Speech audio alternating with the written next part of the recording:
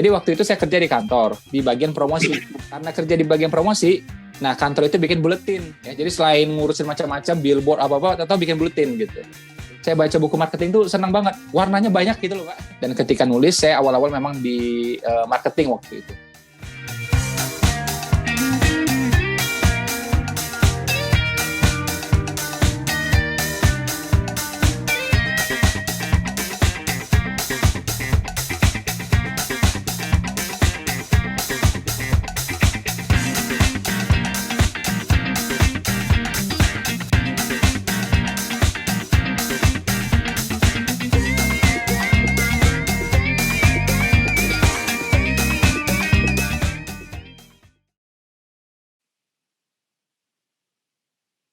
Iya, ya, yang di sini pastinya sudah ini ya, sudah download semua KBM aplikasi di Google Play Store. Yang belum silakan ya. Oke, Mas Ipo sudah bersama kita. Mas Ipo sudah siapkah kita ngobrol-ngobrol dengan teman-teman? Assalamualaikum. Waalaikumsalam warahmatullahi wabarakatuh. Sehat ya Mas Ipo? Sehat, alhamdulillah. Ya, kayaknya selama pandemi paling sering ngobrolnya ke Mas Ipo nih ya. Kalau nggak di Instagram ya, sering dicolek juga diajak kalau ada kajian-kajian menarik oleh beliau. Oke Mas, karena waktunya mepet aku mau langsung dong ya. Sebetulnya kan dikenal ya pembicara 5 benua, kemudian penulis yang hits ya sampai lebih dari jutaan ya. Kemudian sebagai pengusaha juga gitu. Ini pengusaha duluan atau penulis duluan? Ya, oke, saya sapa dulu teman-teman ya. Assalamualaikum warahmatullahi wabarakatuh. Waalaikumsalam warahmatullahi wabarakatuh. Ya, ini layar utama saya. Terus yang layar keseluruhan ada di sini ya. Jadi sesekali saya melihat ke sini ya. Terus juga saya pengen ngasih tahu teman-teman, kalau belajar ya itu adabnya layar itu nyala. Ya, layar itu nyala. Itu adabnya dalam belajar ya. Sekarang kalau misalnya nih saya kayak gini, enak nggak kira-kira? Nggak enak kan? Nah, saya ngajar kayak gini nih, nggak enak kan? Nah, jadi ini adalah salah satu adab ya. Jadi saya sih nggak pengaruh mau 1 orang, 2 orang peserta ya kan, mau layarnya nyala atau nggak nyala ya kan. Tapi ini adabnya belajar agar ilmu itu bekerja, baiknya kita nyalakan layar gitu ya.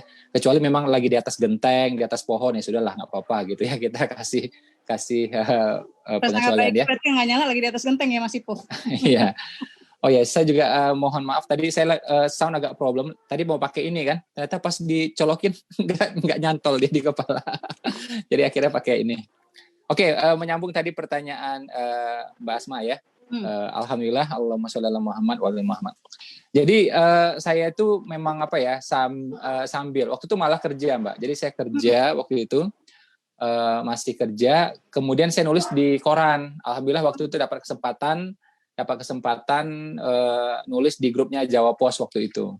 Saya awali di Batam Pos ya waktu itu. Nah, jadi ceritanya gini nih, ceritanya unik nih. Saya nggak pernah bahas nih, kali ini saya bahas nih. Ya, jadi waktu itu nih kita flashback lagi nih ya. Nih makanya teman-teman nggak usah malu, nggak usah sungkan, nggak usah kecil hati. Kalau misalnya saat ini kita dapat misalnya porsi yang kecil gitu, atau kesempatan yang kecil, nggak apa-apa. Jadi waktu itu saya kerja di kantor di bagian promosi. Karena kerja di bagian promosi, nah kantor itu bikin buletin, ya. Jadi selain ngurusin macam-macam, billboard apa-apa, atau bikin buletin gitu. Buletin kantor ceritanya kan. Zaman dulu kan buletin, walaupun bentuknya petak tapi namanya buletin gitu. Nah karena saya bagian promosi, akhirnya disuruhlah bikin itu. Ya sudah saya bikin kan. Saya kasih lagi ke orang-orang nih, departemen HR, departemen ini itu semua kan gitu.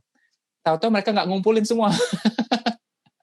Waduh asem itu. Jadi akhirnya saya ngurus semua kan, saya ngetik semuanya, ya kan. Nah di situ, nah ini hikmahnya, ini penting buat teman-teman. Jadi saya kenal tuh, saya ingat banget ya, ada namanya wartawan waktu itu, wartawati, namanya Mbak Lilis, ya Teh Lilis. Dia lihat tulisan saya kan di buletin itu, dia bilang, wah ini bagus Mas, gitu. Oh iya, senang saya kan, bagus gitu, dia bilang bagus. Orang pertama bilang bagus gitu. Kemudian dia bilang, saya dari Batam Pos. Mau nggak tulisan Mas ini dinaikin di koran? Tapi mohon maaf naiknya hari Minggu, dia bilang. Saya ingat banget. Nah kenapa dia mohon maaf? Karena hari Minggu itu yang baca sedikit gitu.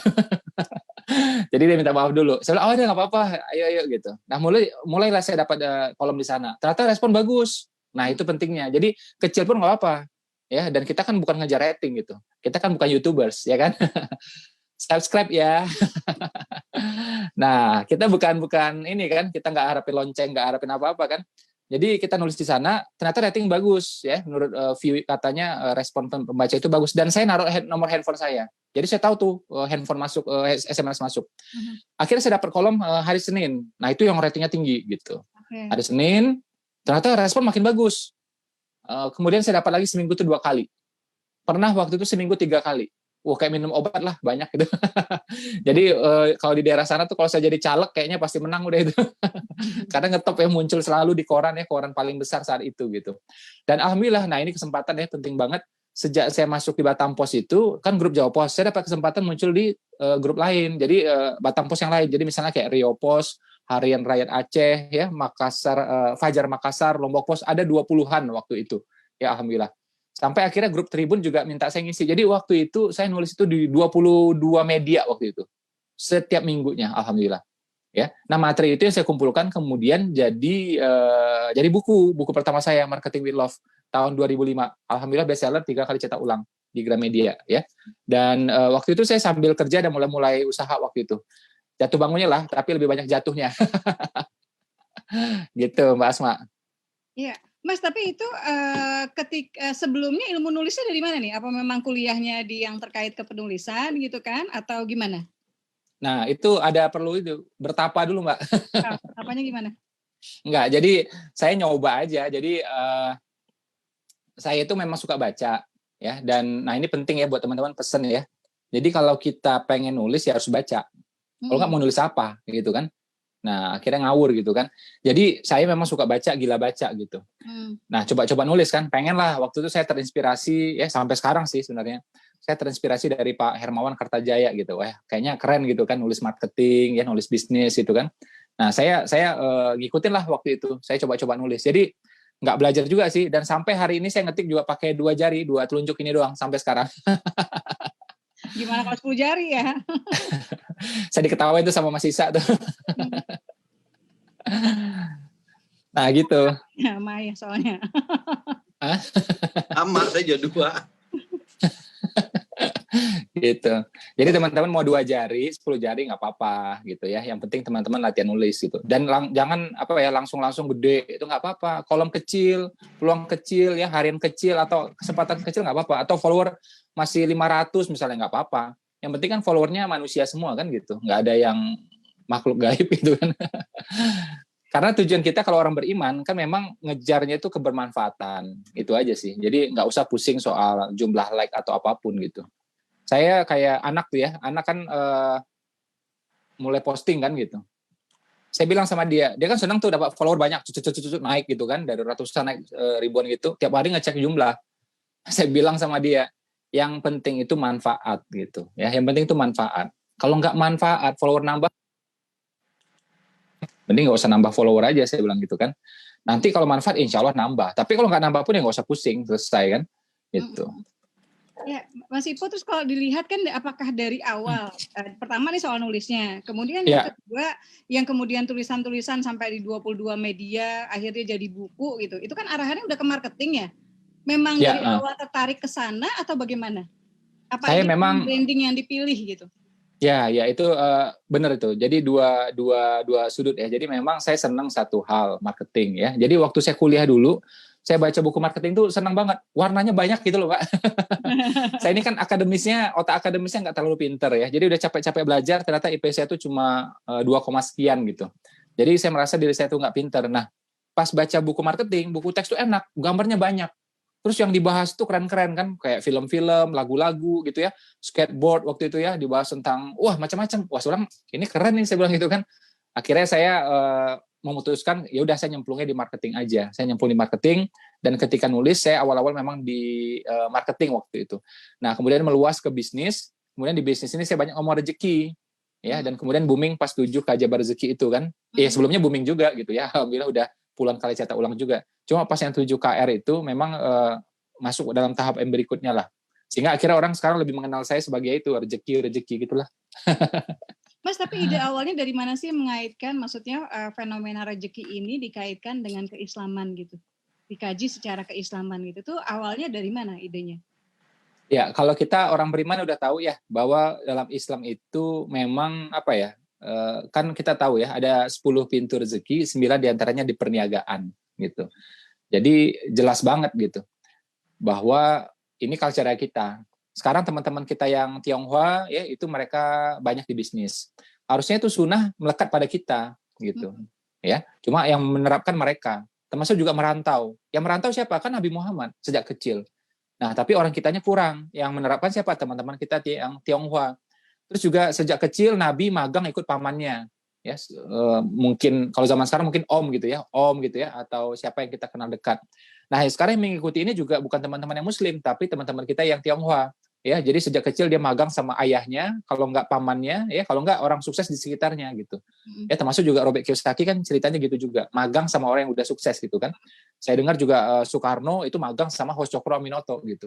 Nah, jadi magang ini ilmu penting gitu. Termasuk juga Imam Syafi'i itu magang sama Imam Malik ya di Madinah, waktu di Kufah di Irak itu magang sama Muhammad Al-Syabani, murid dari Imam Hanafi gitu. Jadi beliau aja pada magang gitu. Nah, kita ini kan enggak. Ya, kita ini di kepala kita PNS ya terus. Jadi kalau PNS itu di Indonesia itu udah kayak agama gitu ya. Jadi susah diomongin gitu. Padahal kenaikan gajinya kan sedikit gitu kan. Jadi sedikit lah gitu. Tapi mereka sukanya kan pasti gitu. Nah, ini yang nggak benar. Padahal dalam perniagaan kita diajarkan untuk tidak pasti kan. Jadi ini bertolak belakang gitu. Jadi boleh sih jadi PNS nggak apa-apa. Tapi maksud saya teman-teman sebagai penulis itu memang harusnya kan lebih mandiri, lebih apa ya, income-nya juga tanpa batas. Ngapain cari yang terbatas kan? Kan aneh. Gitu Mbak Asma. Jadi dari apa sih? Dari memang wawasan gitu ya, wawasan, mengetuk keinginan gitu ya, terus jadi wondering, kenapa bukan kita gitu ya. Makanya Mas fokus ke sana ya. Terus kalau dari biasanya apa sih proses kreatifnya Mas bikin buku-buku non-fiksi yang bestseller ini? Gimana sih proses kreatifnya? Misalnya dapat ide dulu atau sampai sekarang masih menebar tulisan di banyak media, masih sempatkah gitu ya? Kemudian dikumpulkan jadi buku atau kalau sekarang mau nulis apakah ide dulu gitu ya, kemudian apakah bikin sinopsis atau misalnya bikin semacam mind mapping atau apa gitu prosesnya? Nah, saya ini agak kanan ya cara mulainya, jadi nggak pakai kayak gituan. Jadi kalau teman-teman, maksud saya kan gini ya, ini kayak ilmu apa ya, kayak cocok-cocokan sama tukang cukur rambut gitu. Betul. Jadi beda-beda. Ada yang cocoknya sama si A sama si B, tapi bukan berarti si A-nya salah gitu kan, gitu. Jangan kita yang A kita ajak berantem gitu kan. Nah, kita style kita beda-beda gitu. Ada juga yang memang rapi banget, runut banget, ya nggak apa-apa, wong dia berkarya gitu kan. Nah, saya itu jenisnya memang lompat-lompat, jadi nggak urut. Saya waktu 7 Keajaiban Rezeki itu bab pertama yang saya tulis adalah bab nomor 5. Ya, kalau nggak salah itu Perisai Langit. Itu yang saya tulis pertama. Kemudian bab terakhir yang saya tulis adalah Sepasang Bidadari, dan itu kemudian menjadi bab pertama ya atau kedua yang saya tulis. Ya, jadi yang terakhir saya taruh depan malah gitu. Ya. Nah, jadi tidak harus urut, karena satu-satunya profesi yang harus urut kan tukang urut. Ya kan? Nah, selain tukang urut kita ya nggak harus urut, bisa mulai dari mana aja. Yang penting legal, halal, jajal, udah. Mas, begitu dapat ide langsung nulis-nulis aja gitu. Nah, ini penting nih ya. Jadi teman-teman gini, kadang-kadang nih ya, mohon maaf ya kalau misalnya ada yang pemula di sini gitu ya. Ini sekedar bagi ilmu aja. Jadi kita itu nggak tahu kadang-kadang mau dibawa kemana, tulis aja dulu. Tulis dulu. Kadang-kadang tuh ada nulis ya sampai 4 paragraf. Atau tuh dihapus semua, yang dipakai cuma 1 kalimat terakhir aja gitu. Tapi kalimat ini bisa hadir karena saya udah nulis sebelumnya. Nah, biasanya pemula itu pengen sempurna gitu. Padahal nggak ada yang sempurna kan, yang sempurna cuma Andra and the Backbone gitu kan. Nah, cuma itu yang sempurna kan, itu pun juga dalam lagu gitu kan. Jadi mulai aja dulu, mulai dibanyakin. Kalau saya percaya pada rumus yang namanya quantity, nanti jadinya quality. Ya, jadi kalau quantity banyak, tulisan banyak, teksnya banyak, ngetiknya banyak, salah-salahnya banyak, insya Allah akan berkualitas. Tapi kalau ngetik aja kita masih A, I, U, wah udah repot saya bilang.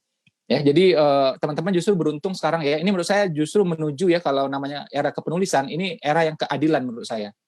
Kenapa? Kalau dulu namanya penulis itu bisa ngetop kalau diterima oleh penerbit besar.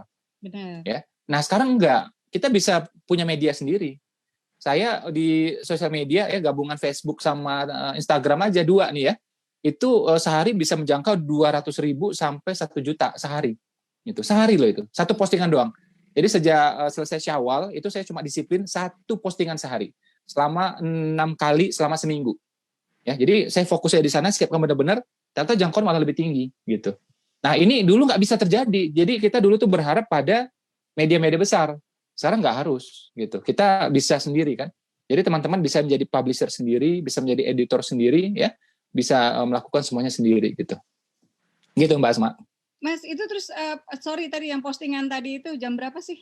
Kali pada kepo nih, karena teman-teman ini komunitas bisa menulis ini kan belakangan sama Bro Tendi, sama Ayah, mereka sama Dewa, mereka bikin KBM app kan, KBM app, KBM aplikasi Google Play Store ya. Dan di situ kan juga alhamdulillah dari kemarin Idul Adha tuh ada ya Kak Ibu. Ayo, Bahrul tolong.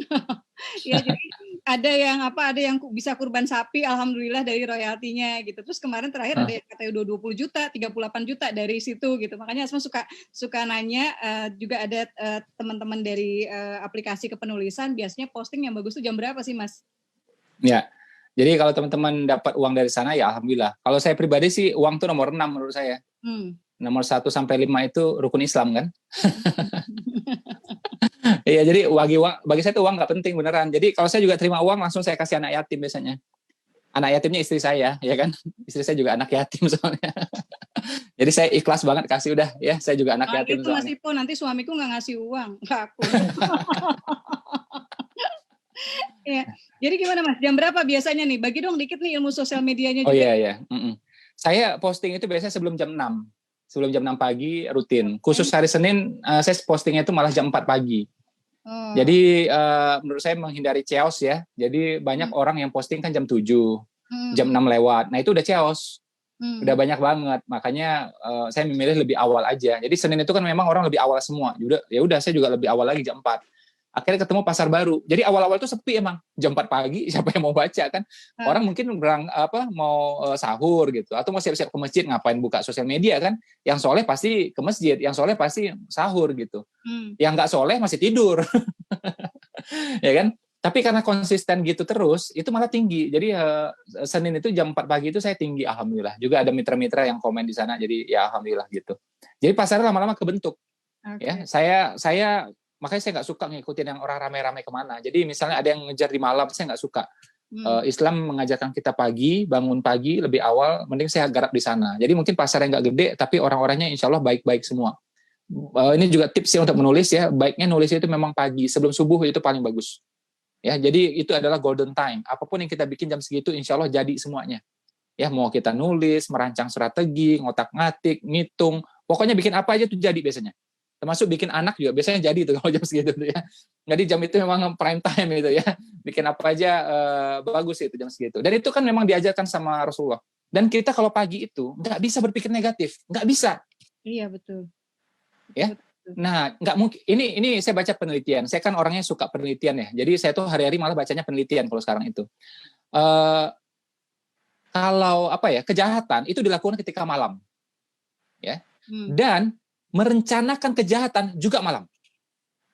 Nggak ada orang habis sholat subuh gitu ya terus merancang kejahatan, nggak ada, pasti malam semua gitu. Dan itu di Al-Quran bilang mereka merencanakan kejahatan kepadamu malam, itu Al-Quran bilang kayak itu juga gitu ya. Jadi kejahatan dilakukan ketika malam ya, merencanakan kejahatan juga sama. Dan teman-teman coba lihat pagi ya, cari teman kita yang paling julid. Ya, cari yang paling julid mungkin se-Asia Tenggara siapa gitu ya, cari di sosial media itu. Nah ketika pagi itu mulutnya pun nggak sampai hati ngomong julid. Jadi fitrah, pagi itu fitrah banget, baik-baik semuanya gitu. Ya bahkan acara TV pun mau gosip pun nggak enak deh, dia tunda dulu sebentar gitu kan, udah agak terang, ini baru dia agak gosip gitu. Ya, jadi fitrahnya manusia itu gitu. Dan bagi yang laki-laki ya, yang pernah nongkrong gitu ya, pernah agak-agak gila dikit lah gitu ya. Saya juga dulu pernah ngaco-ngaco gitu kan. Nah itu kalau malam kita nongkrong sama teman, itu makin malam ngomong makin ngaco gitu. Itulah fitrahnya malam. Malam tuh nggak ada yang benar aja. Makanya ya kita bikin maksiat pun rata-rata malam semua kan. Entah kita mau dugem, entah kita mau minum, entah kita mau ngapain, itu malam semua. Ya nggak ada orang dugem pagi jam 6 pagi, nggak ada. Habis sholat subuh dugem nggak ada, ya kan? Atau mau apa gitu nggak ada. Jadi pagi itu fitrahnya bersih, bening, positif semuanya. Nah kalau kita nulis itu cespleng banget. Dan saya bukan alirannya bergadang, ya karena Bang Roma melarang kan soalnya. bukan karena Rasulullah itu setahu saya nggak pernah begadang, gitu. Jadi bahkan baitul mal saja ya yang sangat penting perlu dijaga, harta di sana itu di-shiftkan orang, nggak boleh orang bergadang setiap hari, gitu. Jadi digilirkan, tidak boleh melampaui lebih dari 3 hari, gitu. Ya, nah jadi nggak bagus buat kesehatan. Nabi itu kan setelah sholat Isya dia kan mengurangi percakapan lah. Nah, jadi ada percakapan tapi sedikit gitu. Ya, dia menyegerakan tidur, makanya jam 2 atau jam setengah 3 itu sudah mulai tahajud gitu. Nah, makanya saya memang alirannya pagi dan saya baca penelitian ya itu memang lebih sehat, lebih segar, kepenulisan juga semuanya lebih oke. Motivasinya simpel aja, saya yakin Mbak Asma sering nyampaikan di sini, termasuk juga Mas Dendi nyampaikan di sini ya. Kita ini kan namanya mukmin itu diukur dari kebermanfaatan. Emas dari karat, manusia dari manfaat. Ya, orang Jawa mengatakan hidup itu nyala, ya kan? Urip iku urup gitu loh, nyala gitu, manfaat gitu. Ya, jadi diukur dari sana. Nah, sekarang ukur diri kita bermanfaat atau tidak. Kalau kita bermanfaat, pasti dicari orang, pasti. Nah, itulah indikatornya akhirnya follower menambah dan semuanya, ya. Termasuk juga ketika kita nulis, orang pasti nungguin. Kemungkinan besar seperti itu. Ya kan? Sama ini, kita punya barang di rumah. Barang itu kalau nggak ada manfaat, kita geser pasti ke samping. Kurang lagi manfaatnya, kita geser ke gudang. Ya, kurang lagi manfaatnya, kita geser ke tong sampah. Manusia kayak gitu juga. Ya, nah tapi kalau kita dibutuhkan, dicari, selalu dicari, ditaruh di tengah, nggak boleh jauh-jauh. Barang kayak gitu, manusia kayak gitu. Ya, jadi sekarang tuh menurut saya apa ya? Jadi sangat terukur ya kalau kita misalnya ngasih kebermanfaatan atau tidak ke orangnya gitu. Gitu Mbak Asma. Jadi para begadangers ya, Asma juga alhamdulillah pelan-pelan udah hijrah nih Mas Ipo ya. Jadi manusia pagi. Baik, Mas Ipo sebelum saya buka tanya jawab ya. Judul-judulnya kan luar biasa ya, 7 keajaiban rezeki, magnet rezeki, terus ada sukses protokol gitu kan. Mas Ipo nih dapat judul dari mana sih biasanya? Untuk menentukan judul itu susah nggak? Jadi itu juga awalnya saya nggak ngerti, nggak paham. Tapi kan kita akhirnya belajar ya. Jadi saya ngetes tulisan awalnya kan dulu di Facebook, kemudian berkembang di Twitter, kemudian sekarang Instagram. Nah dari sana saya tahu tuh. Jadi ternyata pas topiknya ini orang demen. Pas topik ini orang kurang demen gitu. Akhirnya terukur. Makanya ketika buku itu laku saya nggak terlalu kaget sih. Kaget juga, tapi nggak terlalu kaget. Udah keukur gitu loh. Cuma tingkat penjualan itu yang memang akhirnya bikin saya agak kaget juga waktu itu ya. Tapi saya tahu ini bakal laku, saya udah tahu gitu. Karena saya udah pilihkan berdasarkan topik yang orang suka gitu. Jadi kita memang cari judul itu memang dalam perspektifnya customer kan gitu. Kalau kita ngomong marketing kan gitu. Jadi begin with the end in mind gitu. Mulai dari akhirnya kemana gitu. Bikin list nggak Mas Ipo untuk judul Gimana? itu? Gimana? Bikin list nggak? Ada, tapi nggak banyak. Biasanya cuma 2 atau 3 doang. Oh, antara 2 atau 3. Terus biasanya kalau untuk satu buku itu Mas Ipo tuh berapa lama sih waktu yang diperlukan untuk nulis nih? Terutama sekarang kan nih. Iya. Nah, makin banyak. Jadi kalau buku itu rata-rata 1 tahun, tapi kalau 7 Keajaiban Rezeki itu 4 tahun, itu agak lama itu emang. Lama. Jadi paling lama itu buku 7 Keajaiban Rezeki dengan buku nikah juga lama itu. Itu paling lama itu kayaknya. Iya. Oke, teman-teman kita buka nih ya Ten ya, Mbak Tendi, kita buka tanya jawab. Ada yang mungkin sudah siap bertanya, silakan raise hands. Ayah punya pertanyaan? Langsung angkat tangan aja ya? Langsung aja, udah. Ya, Mbak Iza. Ayah dulu, oke deh. Ya. Enggak, aku ini aja kok udah terpersona dengan kata Mas Ipo, jadi nggak bisa nanya lagi. Saya harus ngasih ke Ayah dulu Mas Ipo, soalnya kalau enggak nanti besok uang belanja nggak dikasih atau di. Iya, oke Ayah. Ada Mbak Irawati, Mbak Ira Rahmawati, Mbak Asma. Oke, silakan Mbak. Halo, selamat malam. Iya, malam Mbak. Terima kasih kepada Mas Ipo dan Mbak Asma yang sudah meluangkan waktunya untuk seminar hari ini ya. Saya sangat senang sekali gitu mendengar dan mendapat ilmunya dari Mbak Asma sama Mas Ipo. Saya ingin bertanya kepada Mas Ipo, apa tips untuk mengenalkan hasil karya kita, tulisan kita di Instagram ya khususnya, agar follower kita itu tertarik gitu buat baca karya kita dan menginstal aplikasi KBM gitu. Ini tulisannya apa? Apakah fiksi atau non fiksi? Itu non-fiksi. Fiksi. Fiksi yang diupload di Google Play Store ya, di KBM. Iya betul. Kemudian dipromokan di Instagram. Nah, gimana caranya gitu ya, biar betul. banyak yang kemudian tergoda meluncur ke sana gitu, Mas Ipo. Iya.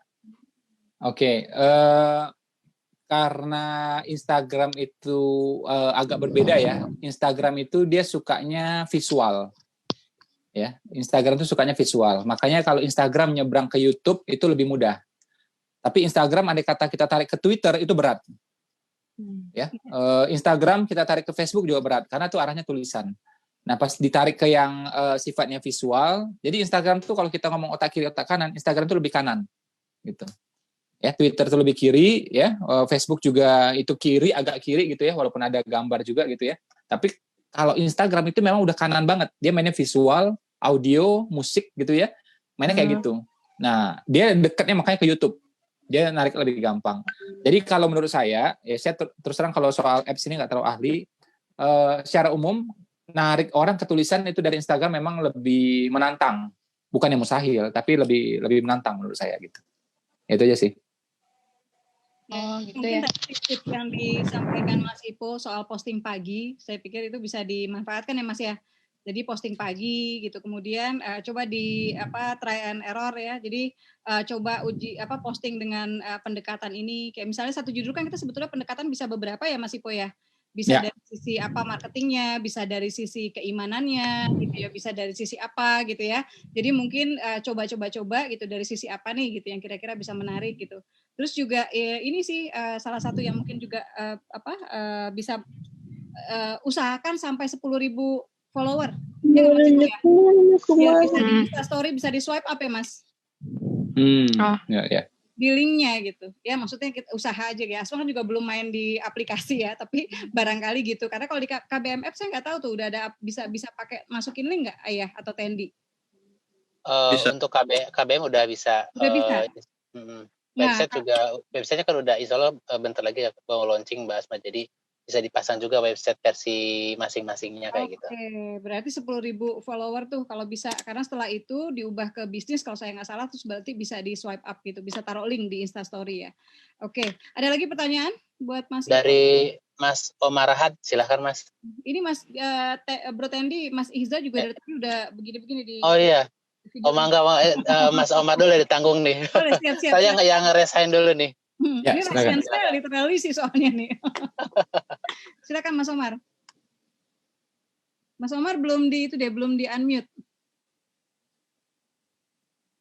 Bismillahirrahmanirrahim. Assalamualaikum warahmatullahi wabarakatuh. Waalaikumsalam. Terima kasih untuk kesempatannya untuk yang kesekian kali ini. Soalnya rajin datang. Dan rajin nanya kayaknya. Iya, soalnya pengen kepo banget orangnya. Jadi yang pengen ditanyakan ke Mas Ipo itu gimana sih cara menjaga agar semangat kita dalam melakukan apapun ya, baik itu menulis atau berkegiatan lain agar tetap tetap stabil atau enggak naik turun gitu loh. Jadi itu yang pertama. Yang kedua, mengapa Mas Ipo kok selalu mengoptimalkan otak kanan? Nah, itu aja. Oke, sekarang saya mau tanya dulu. Kalau Mas nulis tujuannya apa? Buat senang-senang atau mau cari income atau apa? Coba saya mau tanya. Memberi manfaat, Mas. Berbagi ilmu juga. Terus kalau uangnya berharap nggak? Nggak seberapa sih sebenarnya. Pengen mengeksplor diri saja yang dengan ilmu yang dimiliki. Jadi pengen berbagi gitu. Oke, ya. Oke, ya. Jadi gini. Coba spotlight-nya arahin ke saya, coba boleh? Ya. Jadi gini ya, kalau kita kan macam-macam ya motivasinya ya. Ada mungkin aktualisasi diri ya, ada yang pengen secara finansial atau kita pengen ngejar amal gitu kan. Ini dari angle manapun boleh. Sekarang saya terus terang bingung ya sama orang bilang gimana caranya biar semangat gitu. Anggaplah dia mau ngejar kebermanfaatan, dia mau ngejar amal gitu. Saya ditanya balik aja sama dia, amalnya udah cukup nggak gitu kira-kira? Jadi kalau rasanya amalnya udah cukup ya udah nggak apa-apa, malas-malasan juga is oke. Ngapain lagi nebar manfaat kan? Karena amal udah cukup gitu loh. Tapi kalau rasa-rasanya amal nggak cukup, ya sudah kejar di sana, tunggang langgang di sana gitu. Termasuk juga teman-teman yang punya motivasi uang misalnya. Saya pengen dapat uang dari sini misalnya. Ya sudah nulis gitu. Motivasinya apa Mas Ipo? Ya lihat aja anakmu itu. Anakmu sekolah di mana? Sekolahnya bener nggak itu? Sekolah di Indonesia ini kejam sekali. Kalau jelek itu murah, ya murah jelek gitu. Kalau mau bagus mahal secara umum gitu. Nah anakmu mau sekolah di mana? Di sekolah yang bagus atau yang jelek? Kalau yang bagus perlu uangnya lumayan. Nah itu jadi motivasi udah cukup. Lihat juga orang tuamu udah berangkat nggak ke tanah suci gitu. Udah haji nggak dia? Udah umur berapa tuh? Udah 65 misalnya, 63 misalnya. Belum juga berangkat haji. Lah masa mau nunggu motivasi lagi? Carilah uang, berangkatin segera gitu kan. Ya, jadi menurut saya nggak perlu motivasi macam-macam sih ya. Lihat aja orang di sekitar kita itu, kita mau apa gitu kan. Ya, jadi entah itu kita mau fokusnya ke bermanfaatan atau misalnya dari segi finansial gitu. Ya, itu ya udah cukup menjadi motivasi bagi kita gitu. Ya. Oke. Lagi yang lain? Cukup. Terima kasih Bang Cimbo. Oke, silakan penanya yang lain. Yang tadi Mbak. Iya. Mbak siapa tadi ya? Mas siapa tadi ya? Yang tadi Kalau enggak langsung ke Mbak Cut Nur Hasanah nih. Ya, silakan Mbak Cut. Assalamualaikum warahmatullahi wabarakatuh. Waalaikumsalam warahmatullahi wabarakatuh. Terima kasih kepada Mas Ipo dan Mbak Asma atas ilmunya. Kebetulan saya ngefans banget sama beliau-beliau ini dari SMP ya. Sekarang saya udah kuliah. Alhamdulillah bisa dalam satu forum. Pertanyaan saya tuh begini Mbak dan Mas, gimana caranya membangun sebuah komunitas menulis karena baru-baru ini saya diamanahi untuk membangun sebuah komunitas menulis di daerah saya gitu. Sekian, terima kasih. Oke, Ya. Silakan Mas. Bisa dimulai nanti Kalau mau bikin sharing event. Ya, bisa dimulai dengan bikin event gitu ya, dengan melibatkan mereka gitu. Dan kenapa mereka mau terlibat pada event itu? Kalau orang itu merasakan gregetnya. Ya, jadi memang event itu harus dibikin seksi ya, sehingga mereka merasakan gregetnya. Kalau greget, orang dengan senang hati akan bergabung. Ya, sama saya berapa kali bikin komunitas, berapa kali bikin asosiasi, ya termasuk juga bikin seminar ya. Intinya greget. Kita harus bikin greget ya, something yang hot di sana gitu. Nah, sehingga orang tuh ngumpul. Nah, pas ngumpul ini baru kita bisa komunikasi dengan mereka gitu. Atau kita pakai cara manual juga bisa, yakinkan mereka satu persatu gitu ya. Tapi itu kan mungkin agak lama gitu. Nah, kalau saya biasanya pakai pendekatan agak berbeda. Selain kombinasi yang tadi, saya biasanya langsung cari tokohnya siapa. Ya. Nah, saya kerja keras meyakinkan tokoh ini. Nah, biasa kalau si tokoh udah ikut, yang lain akan ngikut biasanya. Ya, nah ini cara saya kalau biasanya bikin organisasi ya, berapa kali gitu ya, alhamdulillah. Termasuk juga bikin komunitas ya, termasuk juga bikin event-event yang dengan special purpose gitu, tujuan khusus gitu. Oke, ada lagi? Ke Mbak Heli nih, Mbak Asma. Silakan Mbak Heli. Ya. Mbak Heli. Assalamualaikum. Ya. Assalamualaikum warahmatullahi wabarakatuh. Terima kasih Pak Mas Ipo. Saya mungkin gini, saya merasa belum pede ketika ingin dalam tulisan saya, karena mungkin saya memang masih pemula.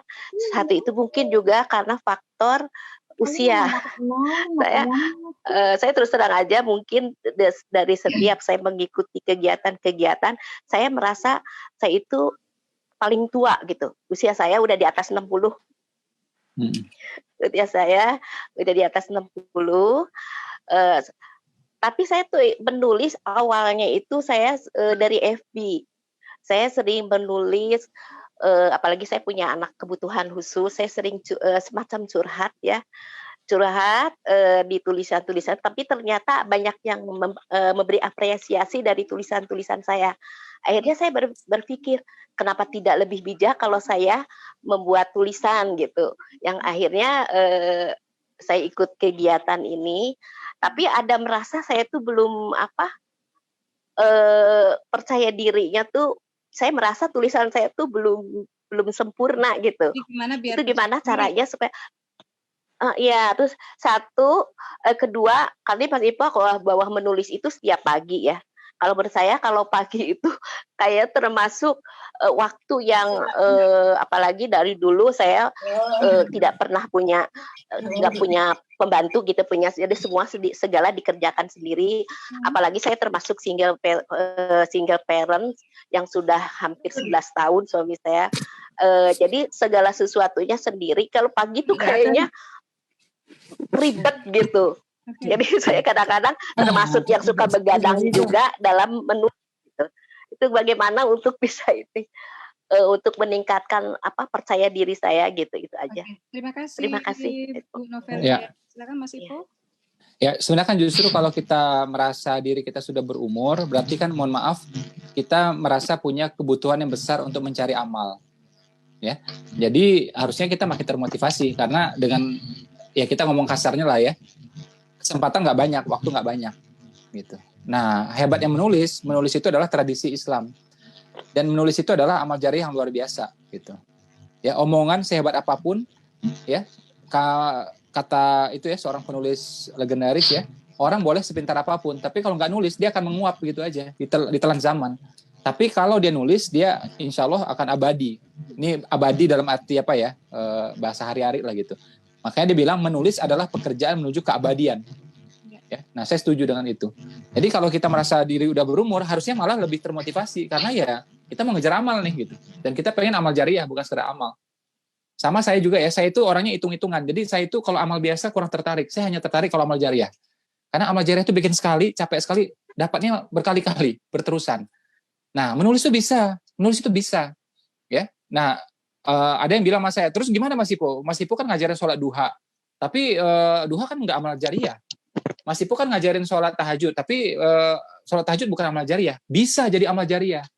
Caranya apa? Dengan nulis. Nulisnya gimana? Agar menjadi amal jariah, kita harus melakukan 4 huruf ini. Ajak, ajar, ajak, ajar. Begitu kita ngajak orang, begitu kita ngajar orang, melalui tulisan, amal jariah udah. Jadi kita sehari itu bisa tahajudnya 1.200 rakaat, bisa. Kenapa? Kita udah ngajak 1.000 orang, 600 orang gitu misalnya. Ya. Duhanya Nabi bilang cuma 12 rakaat maksimum kata Nabi. Kita bikin 2.000 rakaat. Bukan bid'ah. Karena kita udah ngajak ya mungkin 500 orang, 700 orang gitu. Masing-masing ada 2 rakaat, ada 4 rakaat ya. Itu total kan pahala kita juga semua. Ya, nah nulis itu bisa melakukan itu. Makanya saya suka itu nulis itu leverage. Ya, nulis itu leverage satu. Kedua, ini masalah orang ini mau ngikutin atau tidak. Ya, Nabi udah bilang, Nabi tidur awal. Kenapa kita nggak tidur awal? Kita ngayal, wah saya udah terbiasa ini, terbiasa itu. Enggak, ikutin aja Nabi coba. Nabi pasti paling benar kan, gitu. Dan silahkan baca penelitian manapun, tidur awal itu lebih sehat. Ya, jadi ketika kita tidur itu, sel tubuh itu memperbaiki dia. Ya, jadi sel itu kerja keras. Jadi kita tidur, dia kerja keras. Dan dia tuh mulai optimasi bekerja ketika jam 9 malam. Nah, ketika kita bangun, dia nggak bisa bekerja. Makanya kita kadang-kadang itu secara kesehatan atau awet mudanya terganggu gitu. Ya. Jadi kalau Nabi tidur awal, berarti itu udah pelajaran buat kita. Ya, itu sudah jelas buat kita gitu. Nah, tinggal kita membiasakan diri. Dulu saya itu tidur jam 1. Bertahun-tahun saya tidur jam 1 gitu. Tapi begitu saya tahu bahwa tidur awal itu lebih sehat, saya waktu itu belum tahu hadisnya. Ya, belum tahu hadisnya. Saya baca betapa bahayanya kalau bergadang selalu itu, ya, akhirnya sudah saya paksa tidur awal bisa. Jadi kayak saya ini biasanya jam 8:30 tuh udah ngantuk biasanya. Jadi saya juga mulai ini ya biasanya nemani anak-anak ya, minimal mengkondisikan anak-anak biasanya gitu ya. Jadi kalau misalnya pagi ribet, enggak juga, paginya jam berapa? Kalau memang pagi misal kita jam 5 ribet, ya udah bangun jam 3 gitu. Nah, orang sering salah, dia habiskan waktu di begadangnya. Padahal dari segi kesehatan nggak bagus. Ya, dari segi apa-apa tuh nggak bagus. Sementara kalau dia bangun jam 3 atau setengah 3, itu lebih fresh semua. Udara lebih fresh. Ya, suara juga hening, tenang semuanya. Ya, dan itu pasti percepatan. Ya, jadi setelah kita tahajud, terus nulis, oh itu ampuh banget. Gitu. Nah, biasanya kan kita riwah itu jam-jam ini kan, kita riwah itu biasanya malah jam 5 biasanya setelah subuh. Ya bangun aja lebih awal. Islam itu tidak mengajarkan bangun subuh. Ya, Islam mengajarkan apa? Bangun sebelum subuh. Ya, Islam mengajarkan kita bangun sebelum subuh. Enggak ada Islam mengajarkan kita bangun subuh. Bangun sebelum subuh. Ya. Nah, setelah kita tahajud berapa rakaat gitu ya. Bagi mau tilawah silakan juga tilawah. Habis itu nulis, wah itu talkshow banget semuanya, ampuh banget. Ya, dan itu bisa. Saya punya tradisi sama mitra-mitra saya tuh ya, kita start meeting ya, itu jam 3 pagi. Ya, jam 3 pagi, dan ini Senin besok ini nih ya, lusa gitu ya. Itu kita bikin lebih awal lagi jam 2.45. Dan itu peserta tidak pernah kurang dari 2.000 orang. Pernah 3.000, tapi minimal itu 2.000-an hadir biasanya. Ya, jadi kita tanamkan culture itu. Ya, mereka tahu manfaatnya, kemudian kita gong, udah pada bangun semua. Dan ternyata itu tingkat paling tinggi. Jadi kayak tadi tuh, tadi saya jam 5 juga ngisi materi. Jadi saya pernah bikin pagi, bukan pernah ya, rutin gitu. Bikin pagi ada, bikin sore ada, bikin yang dini hari juga ada, jam 3 itu. Ternyata yang paling ramai itu jam 3. Kenapa saya tanya? Saya tanya sama mereka kan, kenapa? Anak-anak masih tidur, dia bilang. Anak-anak masih tidur, jadi gampang banget. Lah, udah jam 10 pagi, anak-anak udah bergerak, apalagi sekolah daring, ya kan? Nah, sekolah daring ini kan ibunya tambah pintar tuh. Anaknya 3 daring semua, ngikutin semua tuh. Ibunya kira tambah pintar, tambah pening juga gitu kan. Jadi mumet gitu kan. Nah, termasuk juga sore, udah macam-macam gangguan. Dia lagi fokus, tahu-tahu bakwan lewat, bakso lewat gitu kan. Tonenot, wah macam-macam gangguannya kan. Nah, tapi jam 3 pagi itu gangguan nggak ada. Ya, jadi ternyata kita udah buktikan itu relatif aman malah. Baik, ini kita waktu cuma tinggal 2 menit lagi sama Mas Ipo ya. Saya mau, ini sebetulnya kita subhanallah kita bisa jadi penulis yang lebih soleh ya, soleha dan lebih sehat insya Allah ya. Jadi kita hijrah gayanya Mas Ipo. Mas Ipo, kasih tips dong. Mas Ipo kan nih sisi writerpreneurship-nya terbangun nih, biar teman-teman nih penulisnya sudah ya, kewirausahaannya juga terbangun. Ya, tergantung teman-teman pengen mempersepsikan dirinya seperti apa di hadapan orang lain. Ini namanya menurut saya positioning. Okay. Contoh gini, kita ambil contoh yang lain lah, jangan saya gitu. Misalnya gini, kita nih dokter, ya, atau misal ahli medis, tenaga medis gitu. Kita pengen jual jasa kita dari segi pengobatan misalnya. Berarti tulisan kita mengarahkan, menunjukkan bahwa memang kita ini expert di bidang itu. Sehingga ketika buku kita ini nyebar, orang akhirnya percaya, menjadi brosur yang sangat kuat bagi kita. Gitu. Atau misalnya saya cari contoh ekstrim lagi, arsitek misalnya, kita arsitek gitu, kita mau jual jasa arsitek kita kan, nah berarti tulisan kita juga mengarahnya itu ke sana, kita bisa menyebutkan detail hal-hal ya tentang dunia arsitek, terus juga ada masalah-masalah kita bisa pecahkan ya dalam dunia bangunan apapun gitu, untuk menunjukkan kita, termasuk juga teman-teman yang misalnya dari segi bisnis gitu loh, ya atau kuliner atau apa saja gitu. Ya, jadi itu bisa sejalan tuh bisa gitu. Dan itu menurut saya buku ini ampuh banget. Saya bisa ketemu sama Pak Heru Tanjung ya, CS kayak ginian, makan bareng. Itu karena saya penulis. Kalau saya sebagai entrepreneur nggak dianggap, wong bisnisnya masih receh, ya kan? Bisnisnya masih receh gitu loh. Tapi karena penulis, saya lumayan dianggap gitu. Jadi bisa kayak gini gitu. Termasuk juga saya dengan Pak almarhum ya, Prof. B.J. Habibie. Itu berkali-kali saya kan ke rumah beliau, makan bareng beliau, apa semua, minum kan. Bahkan saya diizinkan bawa mitra-mitra, bawa teman-teman. Saya bawa lebih dari ya hampir 100 orang saya bawa waktu itu berkali-kali. Ya. Nah, jadi karena penulis, jadi penulis itu buku itu adalah karpet merah. Ya. Penulis dan buku itu adalah karpet merah, bikin kita tembus kemanapun. Pak SBY ya ketemu saya, ya begitu saya kasih buku, saya tuh nggak suka foto-foto bareng gitu, buku apa tuh nggak terlalu suka, bukan style saya kayak gituan. Tapi itulah fitrahnya manusia. Begitu dikasih buku, langsung ngajak foto dia, ditarik saya. Ya, jadi saya difoto sama buku gitu. Nah, termasuk juga sama Ustaz Abdul Somad. Pas saya kasih itu, ternyata dia udah baca kan, dia udah baca di Pekanbaru, dia udah baca cerita gitu kan. Nah, saya kasih gitu, langsung ditarik juga. Foto dulu foto. Enggak usah, saya mau ngasih doang, saya bilang gitu. Enggak apa-apa, foto dulu foto, difoto gitu. Ya. Nah, jadi buku ini adalah karpet merah, bikin kita tembus kemanapun dan diperlakukan dengan baik. Dan namanya penulis buku kan selalu dianggap baik. Ya, jadi dianggap tuh nggak matre gitu, nggak, pokoknya baik lah udah gitu kan, dianggap orangnya pro dengan ilmu, pasti pinter. Saya tuh dianggap pinter gara-gara itu karena saya punya buku, padahal saya nggak pinter sebenarnya. Itu IPK saya, waduh, saya dapat D aja ada 4 saya, ya kan. Tapi karena nulis buku dianggap pinter, ya kan. Nah, jadi itu karpet merah kita untuk tembus manapun. Apalagi yang belum nikah, ya buku tuh ampuh. Calon mertua pasti itu hatinya luluh gitu, ya. Ya, jadi buku ya Mas, jadi nulis, tapi bukunya juga harus buku yang hits. Kalau bukunya hits ya, tapi hitsnya itu ya, kalau saya lihat dari Mas Ipo nih rangkumannya ya, kejar kebermanfaatan. Yang lainnya itu follow, yang lainnya ngikut ya Mas ya. Kalau kita termasuk follower, termasuk pembeli penjualan buku dan lain-lain gitu ya. Jadi kejar kebermanfaatan. Mas Ipo, apakah ada 1-2 kalimat terakhir nih buat teman KBM? Silakan. Ada. Ini serius ya, saya ngomong sama teman-teman ya. Saya tuh awal nulis ya, itu serius. Dapat uang mungkin waktu itu berapa? Ada 25.000 pernah, 50.000 pernah. Ada juga enggak. Loh Mas Ipo, kita udah satu grup nih, Jopos. Jadi di sana udah dibayar, di sini nggak dibayar katanya gitu kan. Ya sudah, nggak dibayar. Ya berbulan-bulan nggak dibayar, setahun nggak dibayar. Udah, saya nulisnya terus gitu. Ya kan? Terus kemudian buku saya mulailah terbit gitu ya. Dapat saya royalti belasan juta waktu itu. Ya alhamdulillah. Ya. Terus naik lagi sampai akhirnya miliar gitu. Ya alhamdulillah. Ya. Sampai akhirnya juga kita sedekahkan senilai ratusan juta. Ya alhamdulillah.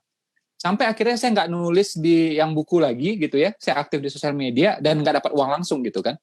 Jadi mau dapat uang, nggak dapat uang, entah receh, entah miliar, entah uang itu masuk ke kita atau donasi, nggak usah pusingin. Kita nggak pernah pusingin. Ya, setidaknya saya nggak berusaha mikir ke sana lah. Nggak ada berpikir tuh biar dapat sekian ini, kali sekian nanti dapat sekian. Nggak gitu juga cara pikirnya. Tapi kalau namanya uang masuk ya kita terima. Tapi begitu kita waktu itu sedekah besar-besaran, waktu itu terbesar di Gramedia, waktu itu istri saya yang hadir, saya sempat pesan sama dia, kasih tahu aja. Maksud saya bukan apa-apa ya. Ini penulis Muslim loh, gitu. Penulis Muslim loh, yang sedekah ratusan juta itu penulis Muslim loh, gitu. Yang lain sedekah juga, royalty for charity, tapi ya royaltinya cuma sekian juta rupiah gitu kan. Kita bener-beneran gitu. Dan ini syiar kan. Saya bilang udah sampein aja. Apalagi waktu itu tahun 2013 kita menurut IKAPI waktu itu dipilih sebagai penulis paling inspiring lah waktu itu ya, Ikatan Penerbit Indonesia. Jadi saya udah ngalamin tuh yang 25.000, 50.000 nggak dibayar ya sampai belasan juta sampai miliar. Jangan itu yang dipusingin. Nah sekarang saya nulis nih rutin ya di grup WA dengan di sosial media itu kan nggak dapat uang langsung. Tetap saya nulis. Nih tadi saya nulis panjang juga gitu. Jadi nggak usah dipusingin lah. Ya insya Allah Mak pastilah rezeki masa nggak dapet. Adalah pasti. Gitu Mbak Asma. Ya. Jadi ya buat teman-teman itu salah satu ini ya penambah motivasi dan kesabaran ya. Yang dia nulis kok belum dapat royalti terus ngeliat yang lain kayaknya dapat puluhan juta ya. Tetap tenang ya. Yang jelas kalau kita menulisnya dengan niat ikhlas, kita nyari pahala di sisi Allah. Kalau menurut saya nggak ada yang sia-sia. Ya dan kalau dibandingkan dengan apa yang kita dapatkan di sisi Allah, kayaknya yang kita dapat sekarang semuanya recehan ya Mas Ipo ya. Jadi mudah-mudahan Insya Allah ya Bismillah. Mas Ipo terima kasih banyak waktunya. Terima kasih Mas Ipo. Dan kapan-kapan bisa ngobrol lagi dan bisa membekali nih. Kayaknya banyak nih yang bakal hijrah nih jadi penulis subuh ya, penulis sebelum subuh ya. Insya Allah ya. Tapi bisa berubah Insya Allah. Karena saya sama Ayah juga biasanya begadangan. Tapi kita sebelum pandemi berapa bulan itu memang karena kondisi kesehatan juga ya, udah mulai ada jantung, ada apa. Oke, coba deh pagi dapat ozon, dapat jalan pagi ya. Dan ternyata itu luar biasa ya. Buat teman-teman Allah ngasih banyak, tapi kita melewatkan banyak ya. Baik, Mas Ipo sekali lagi terima kasih sharingnya berkah ya, makin sukses ya, makin laris, sukses juga buat buku-buku yang terbarunya dan proyek-proyek semuanya ya. Bisnis Propolis saya pakai terus ya. Buat teman-teman semua kita sama-sama ngucapin makasih. Kita akan foto bareng dulu kalau di sini nggak apa-apa ya Mas Ipo ya. Siap. Kita isi foto bareng Mas Bahru silakan. Siap Mbak Asma ya. Oke teman-teman silakan dihidupkan kameranya ya. Dan alhamdulillah hari ini sudah padam nyala kameranya. Hitungan 3 ada 11 layar ini. Oke yang pertama siap-siap. Langsung 11 layar nih. Ya. Oke yang pertama silakan ya. Oke hit 1, 2, 3. Oke tahan sebentar. Yang layar kedua siap-siap. Ya tahan ya 2 hari ya tahan. 2 hari ya. Oke hitungan 3. Layar kedua, oke, 1, 2, 3. Oke, layar ketiga. Oke, mulai pegang.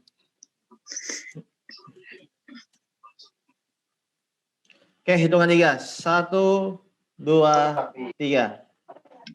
Ya, layar keempat. Ini hari ini luar biasa. Ya, biasa sampai berlayar ini. Mana sih? Oke, hitungan 3, 1, 2, 3. Ya, layar kelima. Senyumnya dari 5 cm, 4 cm, 3 cm, 2 cm.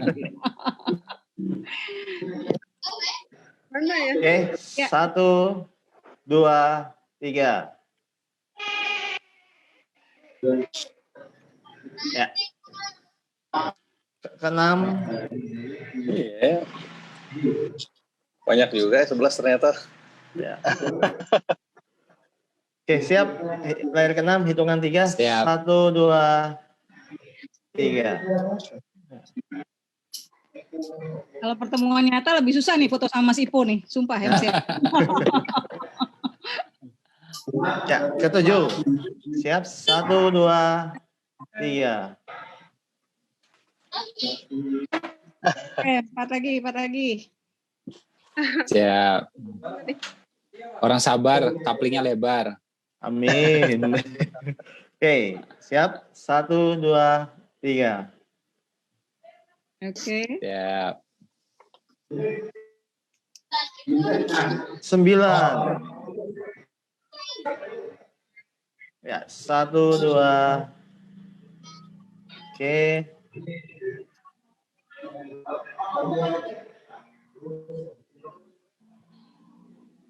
Coba lagi. 2 lagi.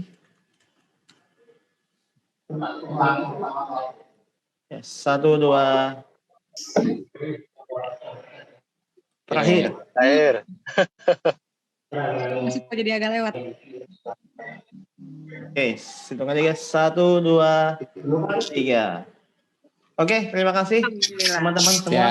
Baik, terima kasih Mas Ipo, terima kasih teman-teman semua. Mudah-mudahan makin semangat ya. Sampai berjumpa di acara belajar dari bintang berikutnya. Maaf lahir batin Mas Ipo, teman-teman semuanya. Assalamualaikum. Ya Bunda, makasih ilmunya. Sampai jumpa. Ya.